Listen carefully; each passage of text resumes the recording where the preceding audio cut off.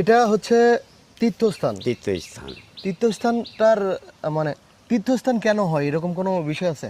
এটা তীর্থস্থান হয়, অনেক একটা পুরাতন একটা জায়গা, হয়তো সেখানে ধর্মীয় অনেক বিষয় আছে, ধর্মীয় মন্দির থাকে, কিন্তু সেখানে মানুষ থাকে না।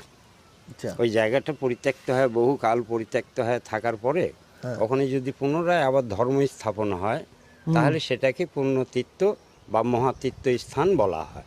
তো এখানে অনেকে মানত করে, এখানে সে গোসল করে, হ্যাঁ, পবিত্র হয়, হ্যাঁ। তারপরে বাবার মাথায় জল ঢালে, জল ঢেলে হ্যাঁ, বাবা দুধ- পবিত্র করে, দুধ এরকম জল, একটা হ্যাঁ, বিষয়। জি, হ্যাঁ, জি।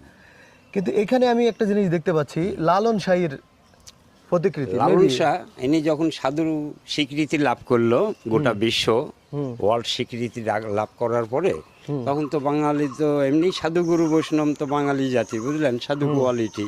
তারা যখন স্বীকৃতি পেল তখন আরো সাধু প্রেমিক হয়ে গেল, হয় তখন এখানে যত লালন ভক্ত ছিল তারা সকলেই মিলে এখানে এই লালন প্রতিষ্ঠিত করে প্রতি বছর পয়লা বৈশাখ অনুষ্ঠান, সরকারি অনুষ্ঠান হয়।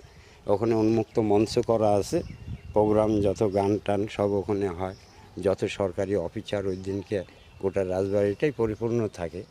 হ্যাঁ, ভক্তবিন্দু দিয়ে আসে, কাশেখান দিয়ে, হ্যাঁ, খুব আচ্ছা, সুন্দর তার লাগে। মানে হচ্ছে লালনের একটা প্রতিকৃতি এখানে আছে, লালনের একটা বিশাল ভক্ত সমাগম এখানে ঘটে। ঘটে, হ্যাঁ, প্রতি বছর আচ্ছা, এই জন্য পয়লা প্রতিকৃতি। বৈশাখ। আচ্ছা, পয়লা বৈশাখ।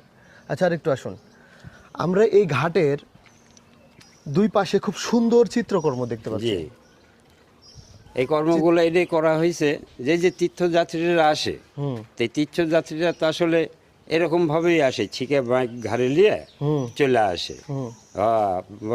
বম বম বাবা তারকেশ্বর, বম বম বাবা তারকেশ্বর, বম বম বাবা তারকেশ্বর, এরকম সব স্লোগান দিয়ে দিতে দিতে ধর্মীয় একটা অনুভূতি ভিতরে জাগ্রত করার জন্যে এইসব স্লোগানগুলো দেওয়া হয়। দিতে দিতে তখন চলে আসে, এসে নামে চান ধ্যান করে আবার এইভাবে ছিকে বাকি করে জল নিয়ে যায় বাবাকে চান করায় দেয়। আচ্ছা, এইভাবে শিখে করেই জল আবার নিয়ে বাবাকে আবার হচ্ছে স্নান হ্যাঁ, করা। চান করায় দেয়।